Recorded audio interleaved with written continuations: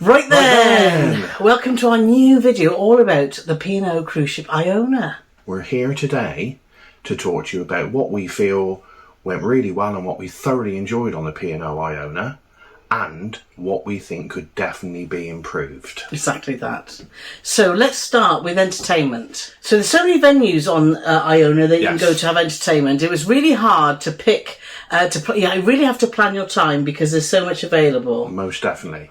Yeah. So let's start with headliners, because this is the main theatre on Iona, and it's a fabulous venue, isn't it, Paulie? It is fabulous indeed. We always love going to see a good theatre show. What we would call the entertainments team, absolutely fantastic. We've seen some entertainment teams in the past, good, bad, indifferent. These are definitely up there with the best of them. Yeah. No weak links whatsoever. Singers, dancers, all absolutely fabulous. We saw a show that was celebrating music from musicals. Yeah, so centre stage. Centre stage. So from Jersey Boys and Wicked and Greatest Showman, some of the newer ones which we didn't know, to be fair. No, but thoroughly enjoyed it. And we have to say, the entertainments team, definitely a big thumbs up. Yeah. So another show that we've seen in the headliners was Gareth Oliver, wasn't it? Gareth Oliver was definitely the pick of them. Ventriloquist, who was on the same audition as Susan Boyle on Britain's Got Talent. Yeah. And Gareth actually told a story about when he was talking to Susan backstage, he didn't think that she'd be out on stage for very long. But obviously he was quite wrong about that, to be fair. He ended up making it to the semi-final, I believe, but he was absolutely super. Yeah, very much audience participation. So if you don't want to be participating in a show, I would suggest that you don't sit near the front. But those that joined in were great fun, weren't they? So definitely recommend get yourself to the headliners theatre. Right, next up is the 710 Club. Now, this is a Gary Barlow inspired, like a little sort of jazzy, bluesy type club. Quite a small capacity, only about sort of 70 or 80 people. Yeah. And booking is absolutely essential, unless you're very lucky like we were, and we managed to get in the queue, and there was a couple of cancellations, so we managed to get in. But we're talking more about booking in a bit because of the app. Yeah. We'll get onto that a bit later in the video. But this is a club where they vary the entertainment throughout the week. When we went, it was supposed to be a 4-piece, but due to illness, it was a 3-piece, and it was absolutely fantastic. They do different styles every night. They do number ones, they do super groups, they do 90s, they do all sorts of stuff, and they do like something ridiculous, like 4 or 5 shows a night. And it's definitely a must, and you must get it on your list of things to do when you get on the Iona. Right, so next up is the Sky Dome, which is a beautiful, beautiful area, which has a glass-covered roof that has the indoor pool. And that actually converts to an entertainment venue at night. We will go on to things that we don't like about the Sky Dome in a little while, but what we did like about the Sky Dome was this fantastic show called Taboo, wasn't it? There was like a West End type story that they cover the pool over and they all perform there. Yeah, what Carole was trying to say there, because she said like a West End side story, what she's trying to say is it was like a West Side story. Yes. Where it was like one gang against the other. Yeah. But what they involved in, it was like these 2 tribes. I nearly went into Frankie Goes to War, then 2 tribes go into war. And it involved trapeze and, rope tricks, acrobatics, spinning around inside a big circle. It was fantastic. An absolute feast for the eyes. Yeah, wasn't it? Really good. Is a fabulous show, and you really must check it out. Exactly. Now, there is a cinema on board Iona, which they have 4 screens, isn't it, Paulie? 4 screens, yeah. And they do popcorn and what's the other? Popcorn and ice cream. Yes. But unfortunately, you do have to pay extra for that. Yeah. And they'll have anything on there from the latest blockbusters. I think they had Top Gun Maverick on there when we were on there, which hasn't long been in the cinemas. But they also had some old black and white stuff, some like old Humphrey Bogart films and stuff like that. So and also, sorry to interrupt, also kids' films. So there's a whole different aspect there of all the different sort of genres that you can see. Right, the clubhouse. The clubhouse is sort of multi-purpose. In the daytime, they have bingo. When we were on there, they had the Six Nations rugby was on, so they got loads of television screens and a big screen that comes down over the stage, so you can watch your rugby, your football, all sorts in there. But in the evening, that's when it like properly comes to life. They got a fantastic band called Pulse, which is the resident house band, and they can sing absolutely anything from 50s up to modern day stuff that we're too old to even know what it is. Just a really, really good show.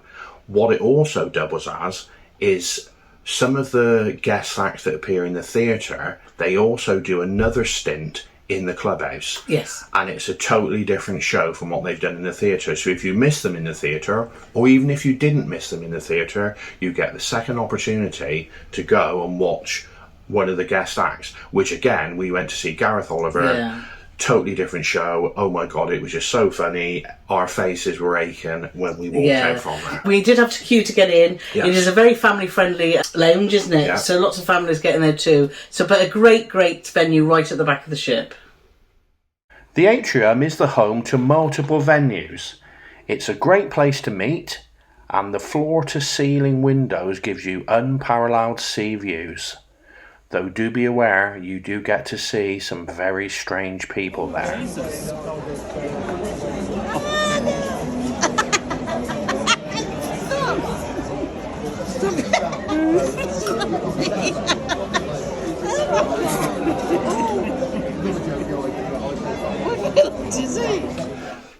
Right, next up is Broder's Pub. Bit like the clubhouse, as in they show lots of sport, live Premier League football, etc. It's right next to the casino, so if you're into your casino, you haven't got far to go to get a drink in the pub. And they also have a busker in there every night. They got a little stage in the corner, and they got a busker in there every night as well, who was excellent. So again, really, really good place to go, but be mindful, it's very, very popular. And if there's anything in there that you want to see, you'll need to get in there early, and you can't book, you just got to get there and hope you get a seat. Other bars of worthy mention are Anderson's, the speciality cocktail bar, which is strangely joined to the library and P&O's gin distillery, but somehow seems to work. And the Crow's Nest, which is a fabulous place for views across the bow of the ship, and the place we always seem to migrate to for a late night drink. Right, next up is food. Everyone loves food. We love food, maybe a little bit too much. We do. So let's start with the main dining rooms. Now, we'd heard a lot of gripes about having to wait for a long time for a table, that the food wasn't very good on Iona, and we thought, sounds really like things have gone downhill. But from our experience, we thought the food there was very good, didn't we? We couldn't fault it, to be honest. I mean, it's what you get is standard fare for a main dining room. There's nothing mind-blowing. But everything we had, we went in, we were seated quickly, our food came quickly, all our food was to a good standard, it was piping hot. Yeah. And we literally queued, but we was literally queuing for 5 minutes to get in. It is, again, you can book on your app, which we'll go to in a little while now. Yes. Next up is one of our favourite places on the ship called the Quays. I couldn't drag Paul away from the Quays. I'm sorry, it's not one of our favourite places. It's my favourite place. There you get an Asian fusion, don't you? You get hook, line and vinegar, and you get American diner. So you get fish and chips, you get obviously all your burgers, etc. there, and you also get a great, which is my favourite, Asian selection. The curries that we had on Iona are some of the best we've had anywhere. Absolutely fantastic. And it's very convenient. If you don't want to spend a lot of time going to the dining room and sitting and having a 3-course meal, and you just want to buy a bowl of noodles or a quick burger, because there's lots going on around the ship, it's perfect. Lovely sitting area, isn't it? It's really nice. That's the problem. It is too convenient. It is. Yes. What you've also got, as well as your noodles, your fish and chips, and your burger bar, which does excellent fried chicken as well, by the way. Just around the corner, if you want a starter or a dessert, they've also got pre-made salads and desserts, and there's also a drink station where you can get water and teas and coffees as well. Complimentary. So it's all sort of in the same area. Yeah. And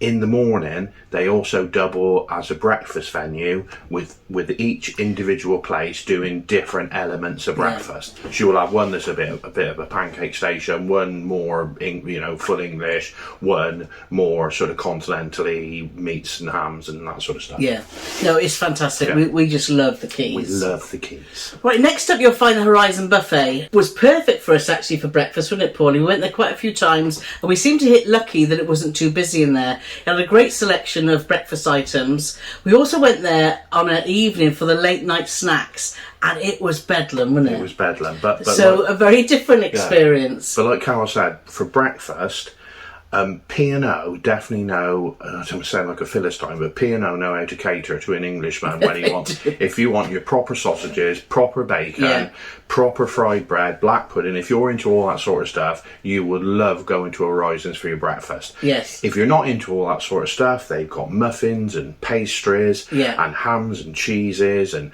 yogurts and all the continental stuff you can think of. They've got an egg station which you can do omelettes. They've got a pancake station. They've got everything you could think of for breakfast. And obviously they're open for lunch and dinner too, and had a decent selection there. We wouldn't say it was the best buffet we've ever been to, but it was good. Well, it was good enough. Yeah, it was good enough. It was good.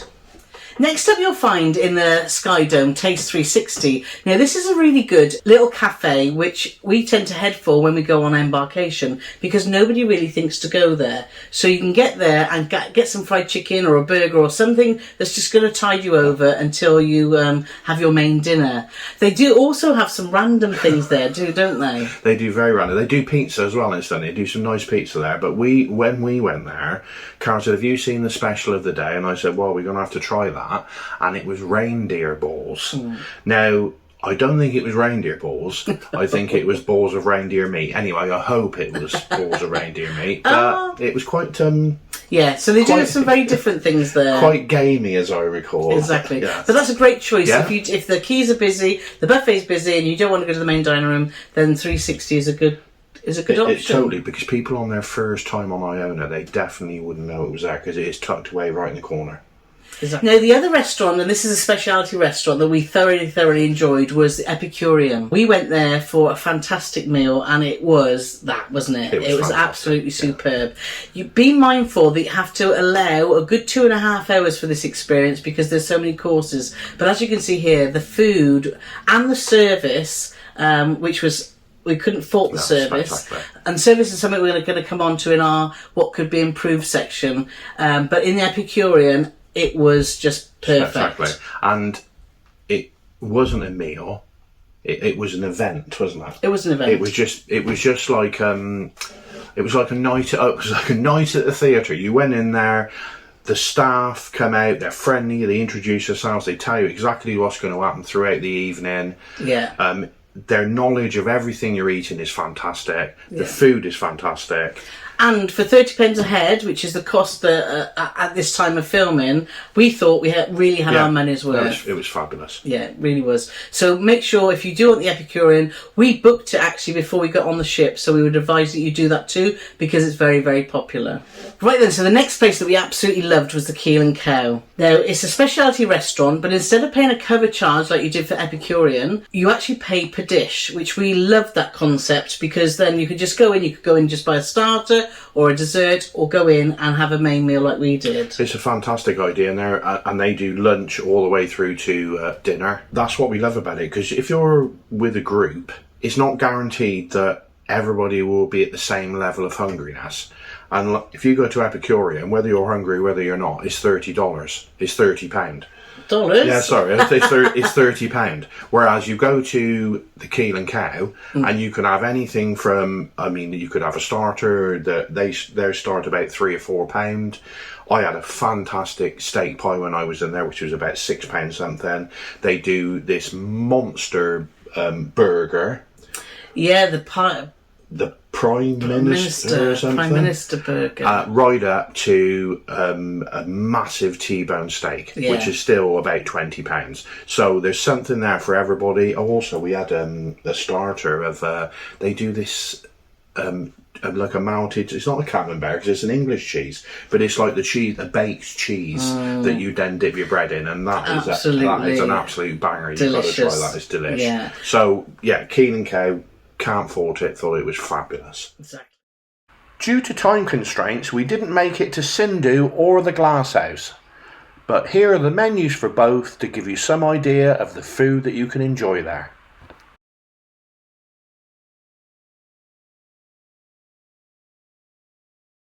Now, one of our other places on P&O that is a favourite of ours is the spa. This is not for treatments, we're talking about the thermal spa. It's probably, well, I think it is the best spa at sea because it's got the most powerful I never remember that word. The pool, the hydrotherapy pool. The hydrotherapy pool has got these water jets yes. that nearly knock you off your feet, but it's absolutely fantastic for massaging aching parts of your body, yes. aching limbs. Yeah. They've also got the hotbeds, the heated beds, which are made out of little sort of mosaic-y type tiles. They've got steam rooms, they've got saunas, and they've got this shower which is like bonkers because it's got 6 different settings. Yes. And whichever setting you choose, the water might come from the top, it might come from the sides, and it'll be a different temperature. But it's also accompanied by some like jungle music, like you're in the smells. Yeah, like you're in the rainforest. Yeah, it's superb. It is absolutely mad. I will say, going back to the steam room, I went into the steam room, not on this cruise, but on a previous one, with a very naughty boy called Jamie Robbins, and I'd never been in a steam room before, and he told me that if I pressed this special button, extra steam would come out.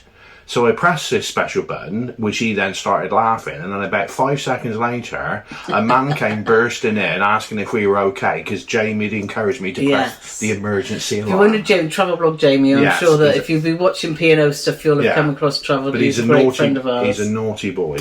He was. That was fun. But absolutely brilliant spa. Like I say, it's £39 for 2-hour slot, and every time we go on Iona, we make sure we go there because it is brilliant. Yes, and why? Iona is family friendly, and we had no problem with that. We cruised at half term, and I must admit there was 1,000 children on board, but we didn't see very many at all, did we? 1,000. I know. I thought that when I came off from there, I'd have grey hair, but luckily that wasn't the case. The only places you will find them, and which we tended to avoid during the day, was obviously you will find them like no. Well, we've seen a few, but not huge amounts, was it? Was in the dome, in the Sky Dome, and in the clubhouse. Yes. It certainly was not an issue. So if you're worried about going on Iona because there's going to be lots and lots of kids on board, then even going on half term, we didn't find it intrusive at all. So to put it in perspective, there was 5,000 passengers on there when we were on there. So 20% of them were little kiddie winkers. Yeah. And we had no issues at all with that. No issues whatsoever. We were talking to a couple who didn't have their kids with them, and in the theatre they had the Sooty and Sweep show. Yes. Now there was this buzz going around the ship. Oh my God, you've got to go to the Sooty and Sweep show. We thought, we can't go to the Sooty and Sweep show. Like, my son's 28 and he's not with us. No. But they said, we didn't care. We went anyway. It was absolutely hilarious. So, so even the kids' entertainment might be for you. Sadly, we were busy doing other things when it was on. But certainly, if you're looking for a cruise ship that entertains children, then Iona's a very good one. Definitely. Right then, outside space. Now, anybody who knows this lady next to me knows that she loves a good old wraparound promenade deck. I do. And the Iona has got it in spades, I believe, is the saying. It's absolutely fantastic. It's nice and wide. And it's also got, which I've never seen on any other promenade, it's got little... Are we calling them jacuzzis? Are we calling them whirlpools? Well, they're whirlpools. They're like infinity whirlpools. Dotted along the prom as well. Loads and loads of deck chairs. Yeah. It's just... You'll always find a space. However, you will, if you know anything about Iona, on deck 8, you will have cabins that overlook the promenade. Yeah. We don't have an issue with that, but some people might if you're sunbathing there and people can actually look direct onto the promenade. But we didn't have a problem with that. We just loved that you could walk all the way around, and there's a fantastic sunset bar at the back, which is just lovely with wake views. The aft and we love a good aft as well. It's fantastic. They got 2 swimming pools, they got jacuzzis. Yeah. When the weather's nice, they have the silent disco out there, which is hilarious as well. Yeah. They got another little area with a waterfall with a bridge going over it. Yeah. It's just this is all the aft decks at the back, not just on the promenade deck. It's just a beautiful, beautiful space. Really, really well thought out. Well, I think it's well thought out, the pools on Iona too, because you've got your beachcomber pool, which tends to be a little quieter and is a little bit more covered and a little bit more discreet, isn't it? You've got there's so many places. We never ever worried about getting a sunbed when the sun was shining, because there's just so many places. There's so many open decks. It's very well thought out, I think. Definitely. Another thing we loved on the Iona was our standard balcony cabin. It's modern and spacious with a really good sized bathroom and no dreaded shower curtain. You can click the link at the end of this video for a full cabin tour. Right then, so that was all the things that we loved about Iona. Now let's talk to you about the things that we didn't like and we feel that definitely need improving. Now the first one is the app, the My Holiday app. We had difficulty using it on the ship to try and book venues, because a lot of the entertainment venues that we've mentioned before have to be booked prior to go into the shows. That just did not work for us at all. Some people's it did. It seems to be, it's just so hit and miss. It was so hit and miss, and I want to go back to before the app. Prior to using the app, when you book your cruise, so many weeks before, it's usually a couple of weeks before your cruise, you're given the opportunity to book things like shows and speciality restaurants. The problem we had is 90% of the stuff that you wanted to book, you couldn't book. It wouldn't let us book it. We managed to book a couple of things, but the majority of the stuff we couldn't book.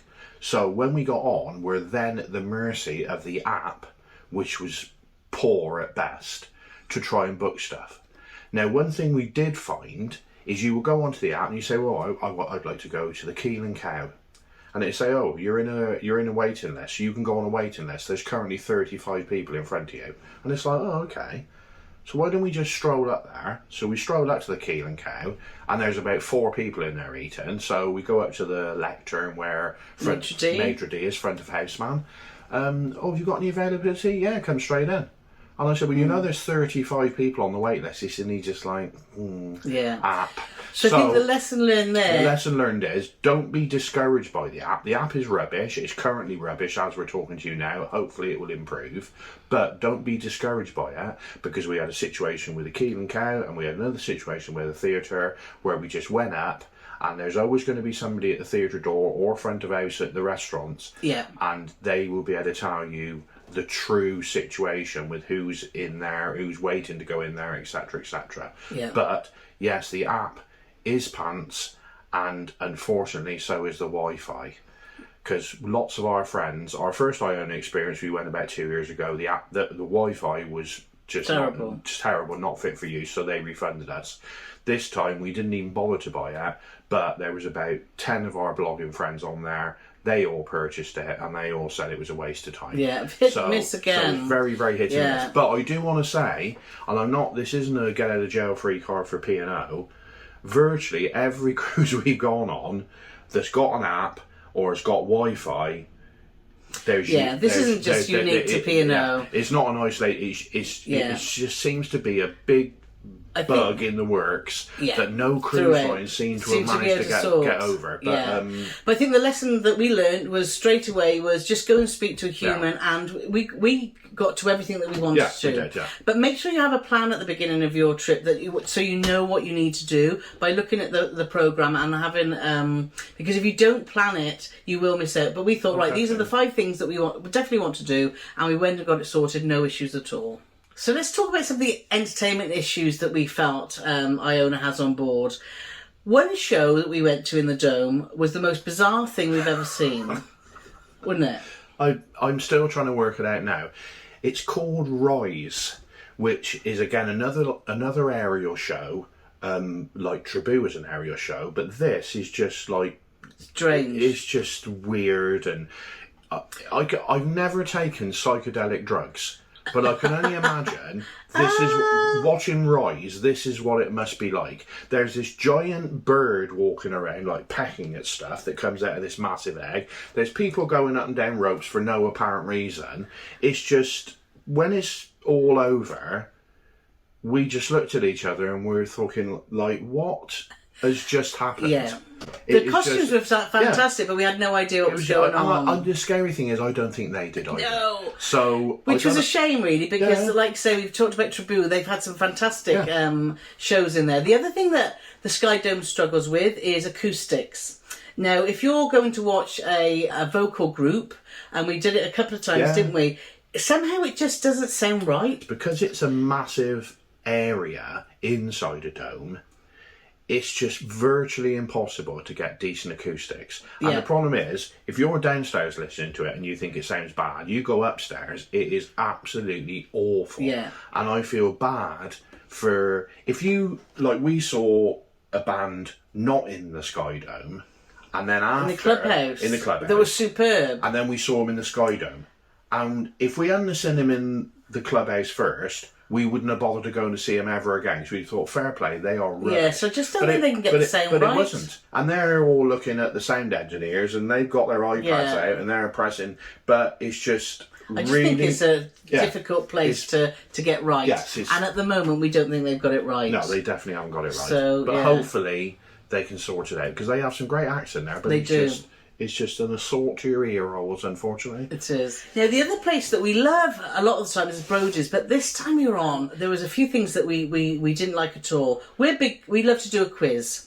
And when we were on Iona previously, they had quizzes throughout the day, and it was great. We were all in little teams, and it was great. Everyone had the banter, and we thoroughly enjoyed it. This time, I don't know whoever's made this decision, but it's not the right one, is they decide that they're going to have a quiz for the whole pub, or you can only pay individually. So it's either no teams or the biggest teams in the world. And Yeah. we thought, well, we'll give it a whirl. Now, I don't know whether P&O can afford to buy Lots of presents. paper and pencils or prizes, but there's the first quiz we got there, and it was the split the pub down the middle And have two team leaders that just run around shouting. And it was just 45 minutes of people shouting. It was even the girl doing the quiz had her microphone turned up about 19 decibels too much. Yeah. And it was just 40. When we walked out from there, we needed a lie down because it was just like... Well, we were really disappointed because on our last quiz on Iona, we had thoroughly enjoyed them, and this time we just didn't. Well, we didn't. Right, let's tell you what we didn't like about food and the dining options on board. A beach house and the Olive Grove, sadly, were very disappointing for us this time. The beach house is basically you're sat in the buffet restaurant, so it doesn't feel special at all. You do a cover charge of £9, wasn't it? £9.50. And the food just was just as good as the main dining room. You know, it wasn't better. There was nothing different on there. There was nothing that thought, oh. So we did try it, but we came away from there all feeling, actually, that was just... Would I pay that again? No, because I can get that type of fare It was just... around the ship elsewhere. It was just okay. It was okay. I think when it says it in the name, speciality... I know they're specialising in something, but I like to think of it as it's going to be special as well. Yeah. And I went in there and I was left quite deflated and quite underwhelmed. And the last time we were on Iona, we had a great meal in the Olive Grove. This time we went back there and it was so disappointing. Olive Grove is a specialty restaurant, but you pay per item, which is fine. Some items are included, some items you have to pay extra for. Yeah. And one of the items you had to pay extras for was chips. But you could have walked out the door, gone to the quays, got yourself some free chips and brought them back in. It was all very bizarre. Yeah. My meal, I had a paella, which was very average, not that tasty. It wasn't that warm. The food, the service was okay, but it wasn't what you expect at a specialty restaurant. It couldn't have been the old chalk and cheese. It couldn't have been further from our experience at Epicurean about the whole... Yeah. Just felt with the Olive Grove and the beach house. Yeah.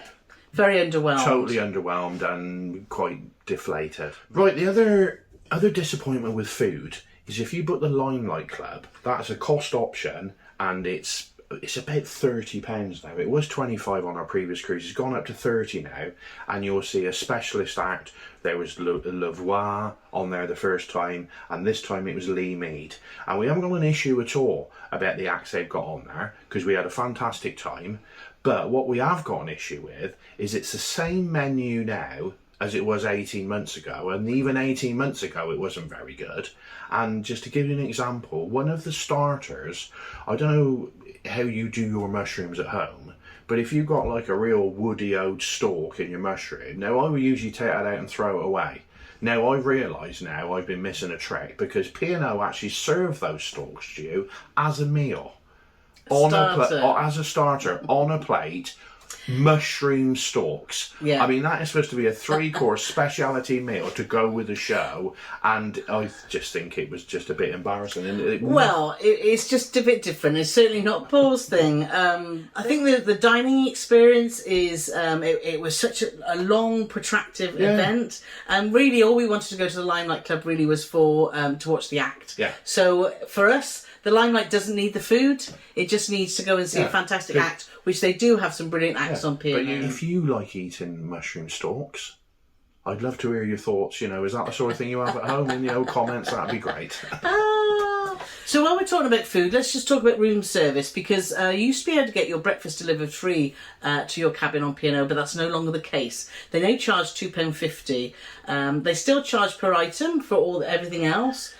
Which is, there's quite a great selection there. It's a good selection, but they charge for absolutely everything. Yeah. Whereas I know that other cruise lines, you can get stuff free on the room service menu. It depends on what time of day it is, but you can definitely get free stuff from other cruise lines. Yeah. But with the breakfast, you have to pay £2.50, but it's not even a hot breakfast. It's like you can get like croissants and muffins, and you can get some yogurt and stuff like that. But it's a very, very limited menu. So it's a disappointing menu for breakfast, and it's even more disappointing when you have to pay £2.50 for the pleasure. Yeah, but if you want to see exactly what's on that menu, we've got a comprehensive, Paul's put a comprehensive post together. So just follow the link in the description below, or you'll see we'll put it on screen for you now. The other disappointing thing about P&O is their drinks package. We've got another comprehensive post on our website all about the prices. Paul did that. Of all the prices, and we've updated those. So if you want to go and see if the drinks package is worth it for you, for us it's definitely not. The problem we had, we did, I don't want to be the kiss of death, but we did the last but one ever cruise on Oceania. But when we went on Oceania, we did the drinks package. It was £40, $39.95, whatever you want to say. We did that. It was fabulous. We could have virtually anything. So, fast forward, we buy the drinks package. Oh no, you can't have that because that's £7.50. Or you can't have that because it's £8. Or you can't have a double because that's 2 drinks. And then when you actually break it all down, there's about 5 cocktails you can have that actually fits into the... It's £6.95 is the cut-off point, and there's very few cocktails on the menu that you can get for that. So the last thing that we've been really disappointed with when we were on Iona is the service. Now, the service is good. This is going to sound very bizarre, but the service is good. You can't fault that it's efficient, and the staff around, we never felt we had to wait long, but the service is bland. It's like the staff don't want to be there. Once on that cruise, we were a person in a dining room, which was in the Epicurean, introduce themselves by name. That's once in 7 days. Whereas before, you get, hi, my name's Jeff and I'm here to serve.